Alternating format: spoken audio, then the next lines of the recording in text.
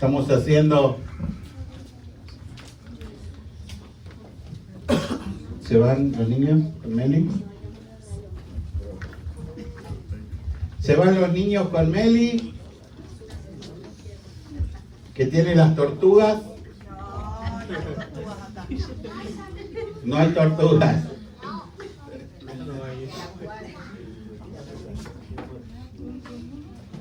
Vamos a continuar con las prédicas que estamos estudiando juntos sobre la elección de Dios.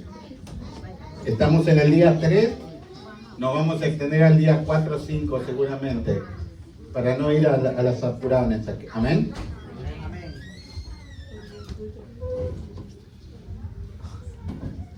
Un repaso rápido. Si nosotros como iglesia hacemos cosas que no son bíblicas y las tomamos como si fueran bíblicas, con el paso del tiempo nosotros dejamos de ser una iglesia cristiana para convertirnos en una iglesia que hace ritos que no están dentro de la Biblia. Y cuando eso pasa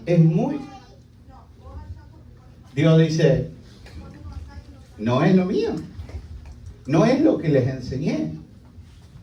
Nosotros lo podemos ver en cada uno. Gracias, Tony. Nosotros lo podemos ver en nuestro trabajo, ¿verdad? Si hermano Sender lo contratan para que pinte la casa y cuando viene les hizo el roof y viene el dueño de la casa y le dice, ¿y qué le parece? ¿Qué cosa? El roof. Y yo te pagué para que me pintaran la casa. Sí, pero a mí me dio ganas de hacer el roof. ¿Qué creen? Si hermano Oman dice, tiene que hacer un concreto acá en el parqueo. Y cuando vienen, lo que hace es pintar el parqueo. Entonces cuando viene la empresa que lo contrató, dice, ¿y cómo quedó el concreto? Mírelo usted mismo. Está todo roto. Sí, pero ¿la pintura? ¿La pintura qué? La pintura está hermosa, no estaba pintadito así. ¿Qué le van a decir? Con la Biblia pasa igual, hermanos. Miren, nunca en la Biblia nosotros vamos a encontrar que ninguno de los apóstoles escriba, estoy en camino a Efesios, hermanos. Preparen la campaña de milagros y prodigios que va a haber cuando yo llegue. Nunca. ¿Y cómo es que ahora todas las iglesias dicen, venga la campaña de milagros y prodigios, venga y busca su milagro? ¿Cómo? Porque no conoce a Dios, que Dios es soberano y que Dios va a hacer lo que quiera. Y a lo mejor no va a hacer ni milagros ni señales, pero eso no vende. Entonces tienen que decir que va a haber milagros y señales. Y toda la gente espera eso. Si usted dice, vamos a hacer una campaña para que venga y aprenda a ser un siervo inútil. Venga y sea un siervo inútil. Van a ver cuántos van a venir. Ninguno. Nadie quiere ser un siervo inútil. Sin embargo, la palabra dice, siervo inútil soy. Entonces, de eso es lo que estoy predicando. Que nos enseñaron una cosa y nosotros, porque la aprendimos de esa manera, nuestra mente y todo lo que nos enseñaron está tan bien adecuado para que la carne lo quiera. Usted es el rey, usted es empoderada, hermana Claudia. Usted es empoderada. Y si Mario le hace algo, le toca una uña, usted es una reina. Déjelo, Dios le tiene algo mejor para usted. Porque son las hijas del rey. Y a las hijas del rey nadie las toca. Y eso quieren escuchar. Ahora, de ver que cuando hay problemas y seguimos de la mano, a mí me emociona eso. Qué anticuado. ¿Qué? Levante la mano el que nunca tuvo problema en su matrimonio. ¿Cómo no vamos a tener problemas? ¿Cómo? Pero el problema es que nos enseñan otra cosa. Entonces hacen las reuniones para las mujeres solas, prohibidas, no la reunión de damas. Los retiros de mujeres solas, invitan a una mujer que les predique, y cuando vienen lo quieren agarrar patada al esposo. No, hermanos, el esposo es el sacerdote del hogar, y así esté errado, es el sacerdote del hogar. Claro, no violen, estoy hablando de cosas espirituales, ¿no? Nos enseñan mal. Entonces cuando uno quiere enseñar bien dice, este es un anticuado, este predica una Biblia extraña. ¿Y qué es lo que sucede? Todos de nosotros, todos, tratamos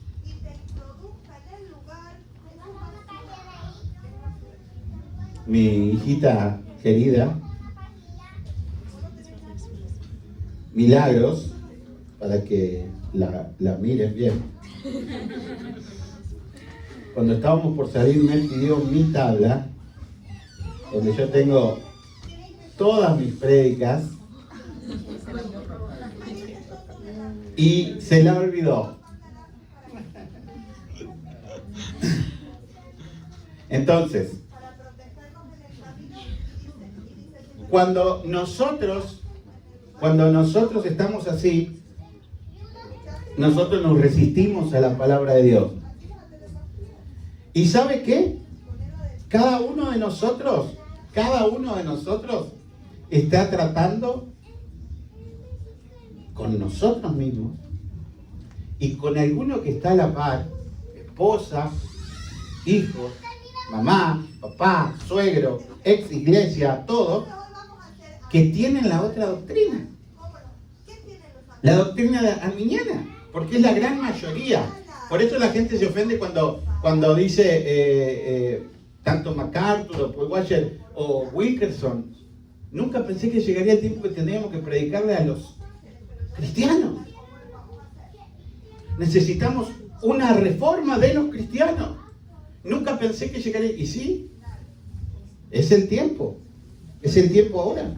Porque el Señor no tiene grises. Los tibios ya lo sabemos lo que pasa. Entonces cada uno de nosotros, como tenemos nuestra mente reflejada en la doctrina arminiana, peleamos contra la palabra de Dios.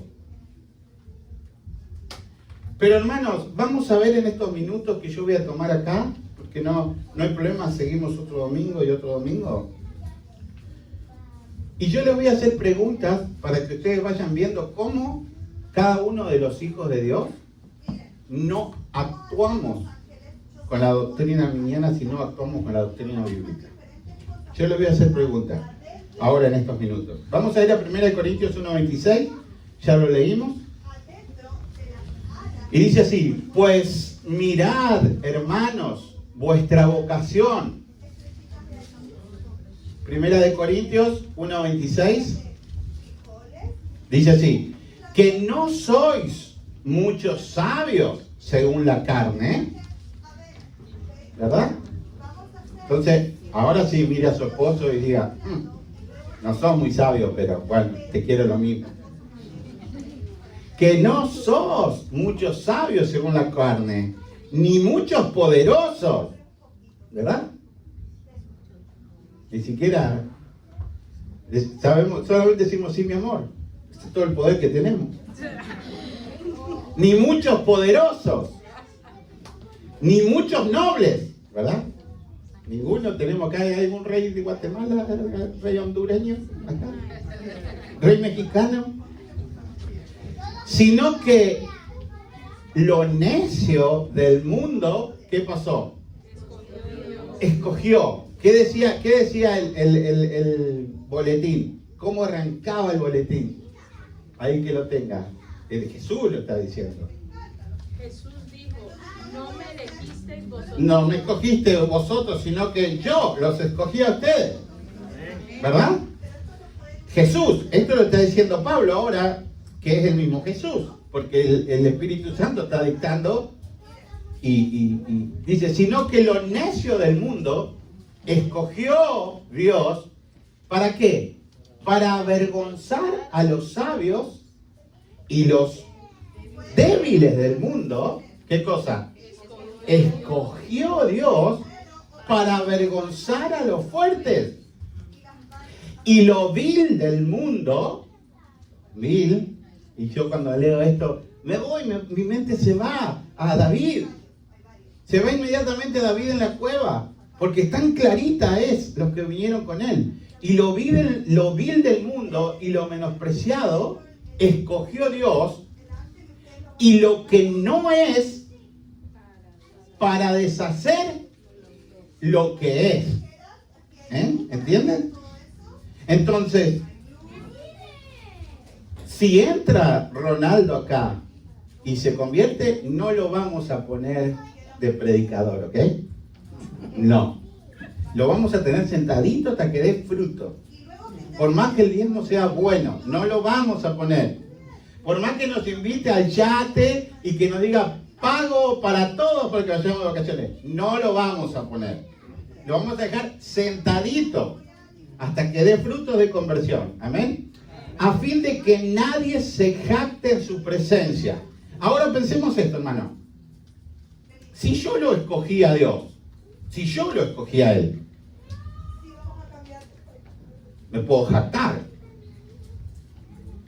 Porque yo digo, yo lo escogí, porque soy inteligente, no soy como ustedes. Yo lo escogí. Soy bueno, ¿verdad? Mas, como Él nos escogió, ¿quién se puede jactar? Si Él nos escogió a nosotros. Nosotros nunca lo hubiésemos escogido a Él. Mas por Él estáis vosotros en Cristo Jesús, el cual nos ha sido hecho por Dios. Ahora, miren, ¿qué hizo Jesús en nosotros? Sabiduría, justificación, santificación y redención. Para que, como está escrito, el que se gloríe, gloríese, ¿en dónde? En el Señor. Porque no hay manera, no hay otro.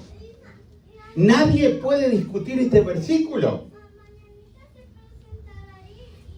Entonces, Pablo habla de la jactancia. ¿Dónde está la jactancia humana? ¿Por qué tendría que Pablo en Romanos tendría que defender la justicia humana si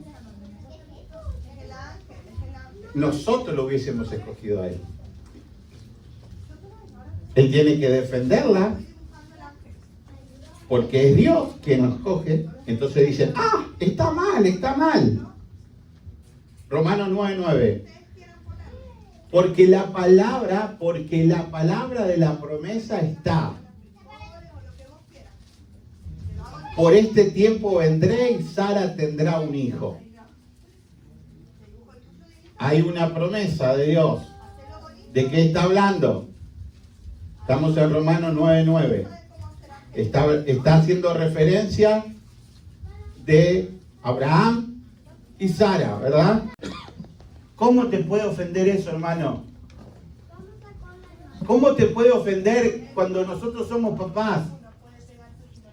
¿Cómo nos puede ofender eso? A ver, usted dice, cuando nazca la bebé, y le dice, 3 veces te voy a perdonar que me hagas algo. La 4ª vez que me hagas algo, olvídate que soy tu papá. ¿Alguna vez aplicaron esa regla ustedes? Es que es muy duro, ustedes pastor. 10 veces la vamos a dejar. 10 veces. Mire una mamá que se le murió su hijo en la droga, asaltado, drogado, y miren cómo está esa mamá. Llorando y llorando todos los días. ¿Por qué? Porque era la mamá. Porque era el papá. Y entonces, ¿qué es lo que pasa? Dios, ¿cómo a sus hijos nos va a dejar tirados? No puede, porque es nuestro papá. Versículo 14. ¿Qué pues diremos? ¿Que hay injusticia en Dios? ¿Por qué tendría que el Espíritu Santo, va la pregunta, ¿por qué tendría que defender el Espíritu Santo esto? ¿Por qué tendría que defender el Espíritu Santo la teología esta? Porque ya sabía que vendrían hombres y vendrían religiones y vendrían denominaciones que dirían, no, no es así, Dios no elige, Dios no puede elegir, Dios no sabe lo que usted va a hacer mañana, ¿cómo va a saber lo que va a hacer mañana usted? Entonces, como Dios sabía eso, está argumentando el Espíritu Santo para que nosotros tengamos el material para refutar esos argumentos. ¿Qué pues diremos? ¿Que hay injusticia en Dios? De ninguna manera. De ninguna manera.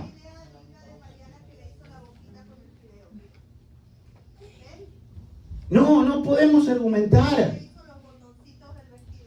Ahora, si Jacob hubiese podido escoger, miren hermanos, miren el profeta Jeremías, utilizado, todas las iglesias usan eso. La iglesia hace pasar a un joven, hace pasar cuando el pastor quiere decir una mentira desde el altar, para que comprometer a la persona, utiliza la Biblia. Y eso está mal. ¿Entienden? Entonces pasa y le dice, y aplican el verso de Jeremías. Antes de que tú nacieras, ya te había escogido para que fueras profeta de las naciones. ¿Dice eso, no? ¿Antes que cuándo? Sí, pero antes que ¿qué lo había escogido? Entonces, si antes que naciera, ¿qué posibilidad había que Jeremías le diga que no al Señor? ¡Ninguna! Eso es lo que tenemos que responder, ninguna. No hay posibilidad alguna. Miren, ¿quieren un ejemplo más claro? David.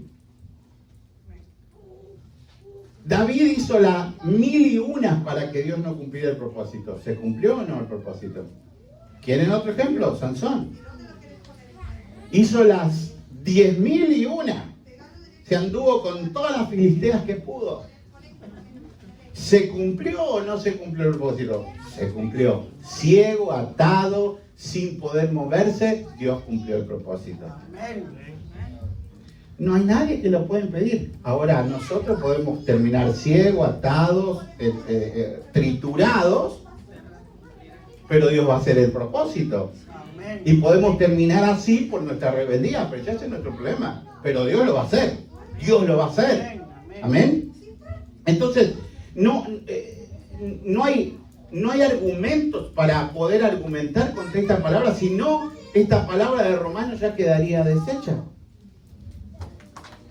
Si solo nuestra decisión, ¿por qué Pablo tiene que decir por medio del Espíritu Santo explicar esto de esta manera así? Porque si Pablo lo está explicando de esta manera, tanto en Corintios como en Romanos, es porque él sabía que vendrían estos argumentos.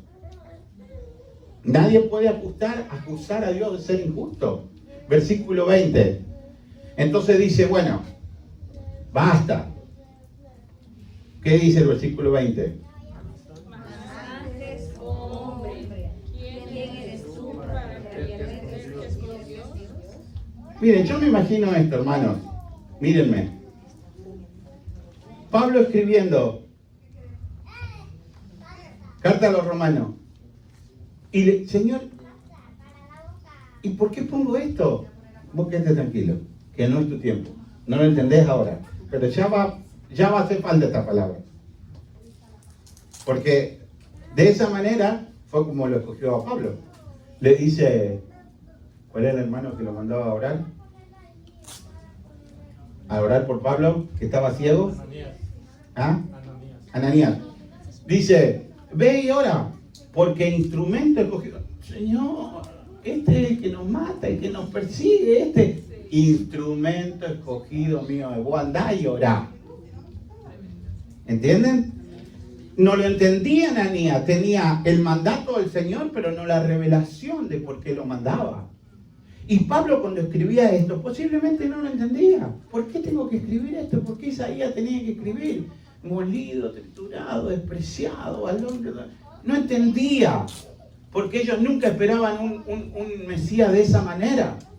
Pero no importa que vos no lo entiendas, Isaías, vos escribilo. Y eso siempre va a ser así. ¿Por qué alguien querría, hermanos, va una pregunta, ¿por qué alguien querría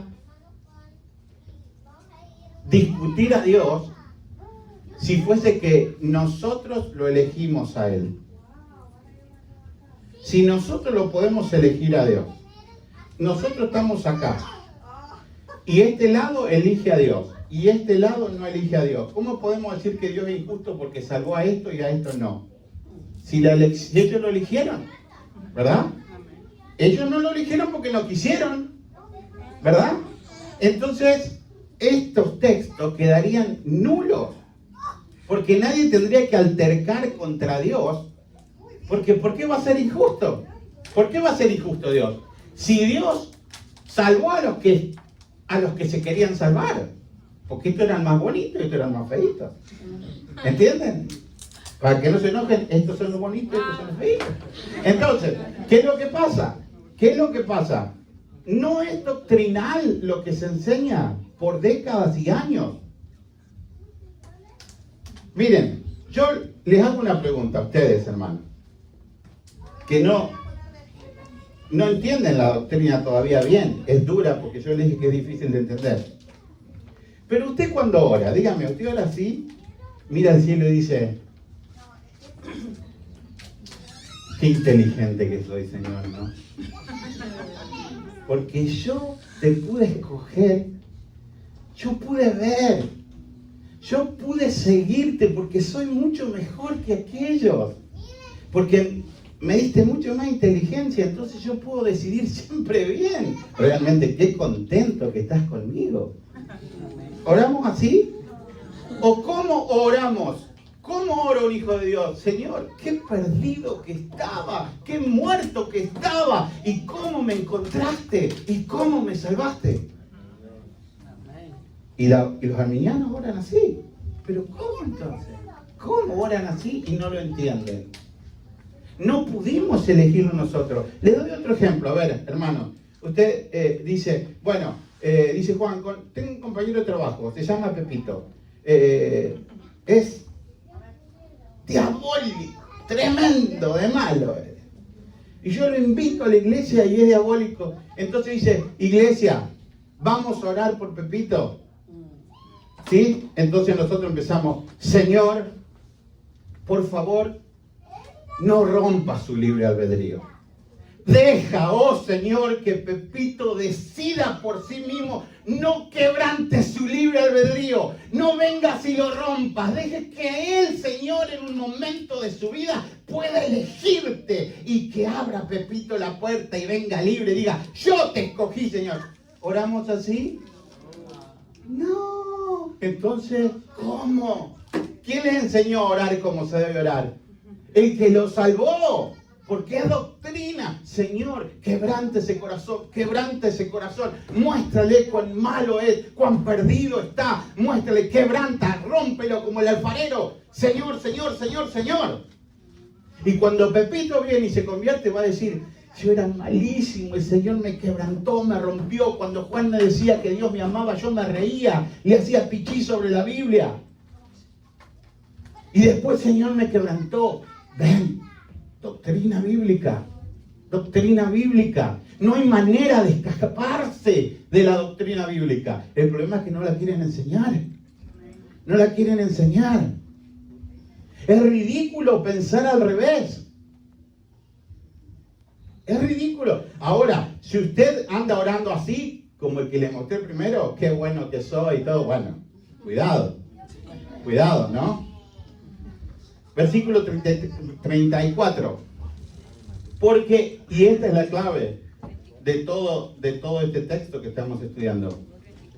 Porque ¿quién entendió la mente del Señor? ¿O quién fue su consejero? 33 es 34 de Romanos. Romanos 9, 34. Ah. Porque ¿quién entendió la mente del Señor o quién fue su consejero? que de Él y por Él y para Él son todas las cosas. A Él sea la gloria por los siglos de los siglos. Amén. ¿Quién entendió? Viene la pregunta. Miren, hermanos, por más que nosotros oremos y estemos orando en lengua y recibamos una efusión tremenda del Espíritu Santo, y digamos, no conocemos ni nada así de la mente de Dios. Entonces, ¿qué es lo que sucede? Nuestra mente dice, yo ya... Nos sale el yo-yo. El yo-yo. No, porque no solo a los argentinos les sale el yo-yo. No, a los hondureños, salvadoreños, a todos les sale el yo-yo. Es el ego. Este ya me lo sé. Este ya me lo sé. Si eso ya me lo pasé hace rato, yo ya lo miro por el espejo a los otros. Vienen allá lejos, yo vengo adelante con mi conocimiento de Dios. No, te tira al piso Dios. Nunca, hermanos, siempre oren que seamos humildes. Que seamos humildes. Siempre, la soberbia es del diablo. El orgullo, que todos le marcan el orgullo de esto, el orgullo de los otros. Recuerden que por el orgullo se hizo el diablo. Entonces no hay nada que celebrar del orgullo. Siempre va a ser pecado el orgullo. Nunca va a ser nada bueno el orgullo. Entonces, hermanos, realmente nosotros nos damos cuenta que en toda la Biblia está esta doctrina. Y que al habernos enseñado mal, nosotros, nuestra mente la incorporó mal. Pero que en realidad nosotros estábamos ciegos. ¿Y qué hizo Él? ¿Qué hizo Él? Nos dio vista. Nosotros estábamos sordos. ¿Y qué hizo Él? Usted estaba muerto. ¿Y qué hizo Dios? Es imposible que si usted está muerto pueda decir, hoy te elijo. Está muerto. Está muerto. Entonces es Dios quien lo hace. Por esto en Tito 3:5 dice así: nos salvó, no por obra de justicia que nosotros hubiéramos hecho. Yo leo y me resaltan las palabras así en mi cabeza. Y digo, ¿cómo pueden negar la doctrina? Les leo, textual. Nos salvó, no por obra de justicia que hayamos hecho, sino por su misericordia, por el lavamiento de la regeneración y por la renovación del Espíritu Santo. Él lo escogió a usted, como dice el boletín. No fueron vosotros los que me escogieron a mí, sino que fui yo el que los escogió a ustedes. Entonces, ¿qué es lo que produce el Espíritu Santo en nosotros? Inmediatamente produce penitencia, humildad, verdad, amor y búsqueda de justicia. Cosa que antes no queríamos. Hermanos, termino acá si quieren. La elección de Dios, no tenga miedo. La elección de Dios no anula la libertad del hombre. La elección de Dios le hace libre. Es muy diferente. Lo quieren pintar de otra manera. Es muy diferente. Creo que lo aprendí a las malas, como dicen ustedes. Cuando era muy joven, así como Jesús, yo llegué a la iglesia y creía que ya Jesús había perdido el puesto. Después de este bello argentino que llegaba, ya a la derecha del Padre voy yo. Y Dios tenía que romperme de mil maneras. Y sobre todo lo que tenía que hacer en mi corazón es hacerme entender lo básico. Amor y perdón. Amor y perdón. Y Dios lo hace cuando realmente Él ha cambiado tu vida. Yo soy una persona que siempre, yo le digo, lo he hecho en casa muchas veces, y yo puedo perder todas las cosas materiales, no se me mueve un pelo. Un pelo. No me importa nada de lo material, nada. Hoy tenemos un carro, mañana andamos caminando. Hoy tenemos para ir a un restaurante, mañana no tenemos, no hay problema. No se me mueve, no tenemos. Siempre. Y Jesús, los chicos lo han aprendido así, menos vale. Entonces, cuando sucedió lo de Valentina, que su novio la quiso matar, él todavía le dice: si tu papá es pastor, me tiene que perdonar. ¿Verdad? Es bien utilizar, una persona sádica utiliza de esa forma. Perfectamente bien la utiliza, porque él es así. Y yo hablaba con mi hija, con Valentina, y yo le decía: mira, mamá, él es consecuencia de lo que le pasó en esta vida. Él le tocó vivir con sus papás de esa manera y no lo entiende, pero él es también una víctima. Es una víctima. El fiscal inició la acción, pero nosotros no levantamos ningún cargo. Y a mí me duele en el corazón que su familia no le ayude a tomar una decisión adecuada y que vayan 2 cortes que no se presenten, porque lo pueden hacer de cargo de 9 a 10 años. Un chico que conocemos desde los 17 años. No hay en mi corazón, hay perdón, nosotros lo perdonamos. Ayer cuando fue a la corte me daba pena que no estuviese. Y le hubiésemos perdonado más si hubiese venido a hablar con nosotros. Hubiésemos hecho todo el esfuerzo para que el fiscal no levantara esas acciones. Pero ¿saben lo que hizo aconsejado por su padre? La incriminó a mi hija y le levantó cargos a mi hija diciendo que mi hija le había pegado también. Entonces, realmente es una cobardía que él tiene, pero a mí me duele en el corazón, me duele mucho en el corazón. ¿Y saben por qué? Porque Dios me perdonó cosas tremendas. Y el que perdona, uno tiene, cuando salí delante del rey que te perdonó, tenés que salir a la calle y poder perdonar. Pero él no quiere eso. Y no se presentó a las 2 cortes. Y nosotros no hemos hecho ni un cargo contra él, ni uno solo. ¿Y saben qué? En su mente él debe pensar que nosotros, y principalmente yo, estoy levantando todos los cargos. ¿Entienden? Y ni un solo cargo hemos hecho. El 16, si no se presenta a la corte, puede ir 9 años preso. ¿Entienden? Y yo me pregunto entonces, ¿cómo, Señor, me cambiaste? Porque yo antes de ser cristiano, era tirador profesional, campeón argentino de tiro y de todo. Yo decía siempre, si me tocan a mi hija, hablo con Milton a veces, yo voy y lo mato, le pego un tiro a distancia, lo choco con el auto con un accidente. ¿Qué va a ser? Accidente, son 3 años libre, porque tengo menos de 3 años, accidente. Y ahora yo quiero el bien para él. Yo quiero el bien para él. Pero el bien es Cristo.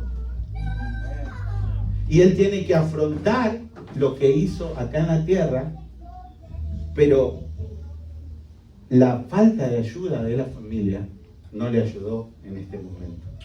Entonces, ¿cómo nosotros vemos que el Señor ha aplicado su justicia, su misericordia, su amor, su elección, su salvación sobre nosotros? Hermano, es aprendiendo a perdonar. Es aprendiendo a perdonar. No hay otra manera. No hay excusas en nosotros. No tenemos excusa. Porque si yo, lo digo por mí, si yo pudiese perder mi salvación, yo la perdería mínimo 10 veces por día. Imposible que la pueda cuidar.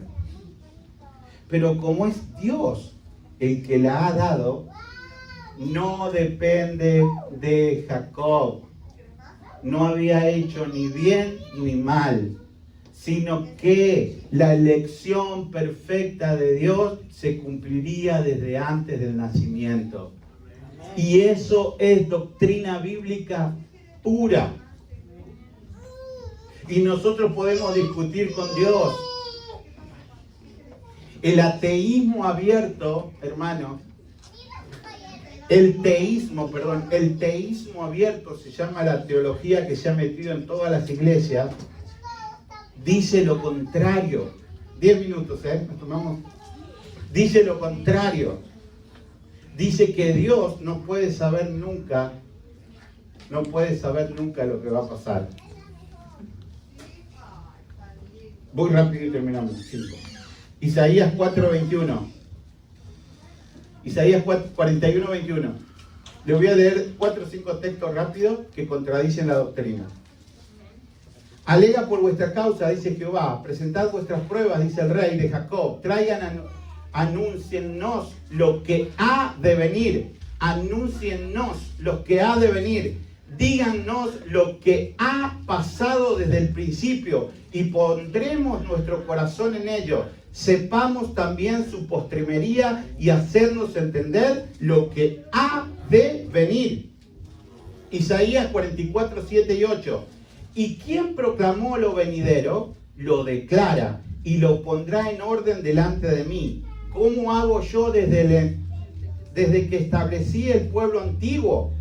Anunciales lo que viene y lo que está por venir. No temáis ni os amedrentéis. No te lo hice oír desde la antigüedad y te lo dije, luego vosotros sois mis testigos. No hay Dios sino yo, no hay fuerte, no conozco ninguno. Isaías 44, 28. ¿Qué dice de Ciro?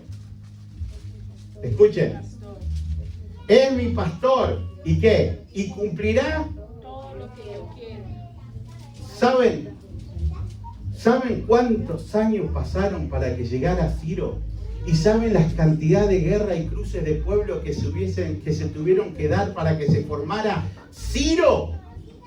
Isaías lo anunció así, con nombre y todo lo que iba a pasar. Y dicen que no sabe Dios. Primera de Reyes 13:2.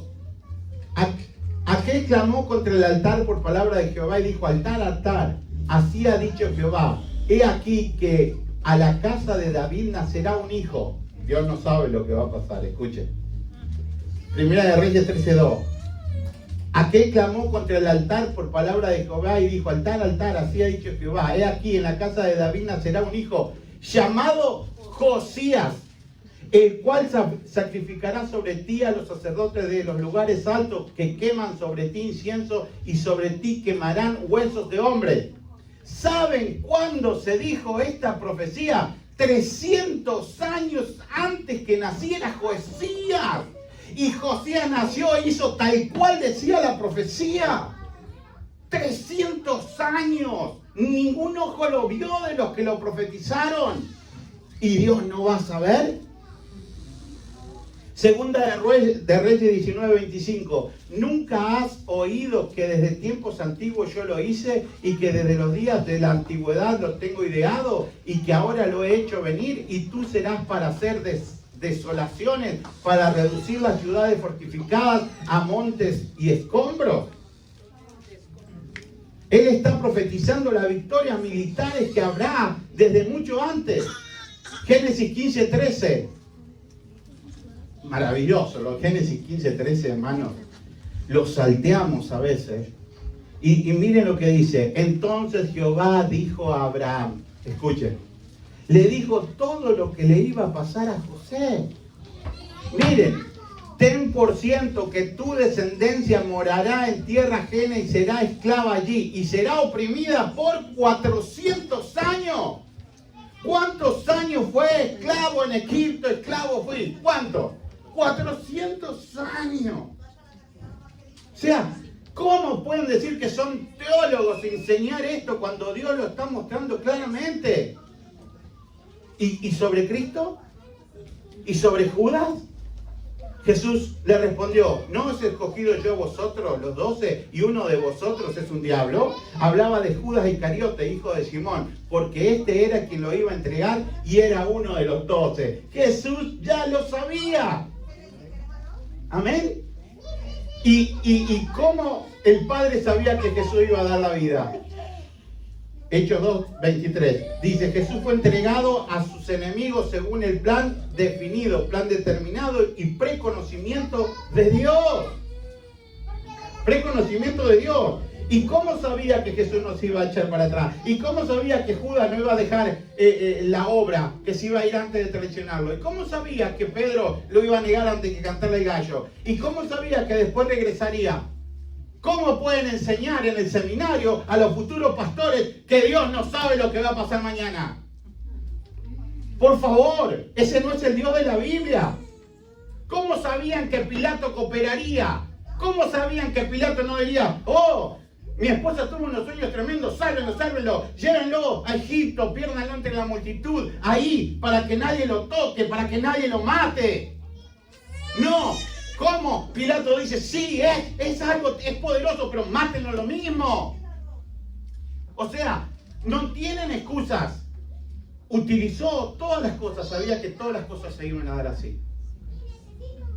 Y Dios sabía que ustedes iban a estar aquí. Y que nos íbamos a pasar 20 minutos. Por eso no me quise meter.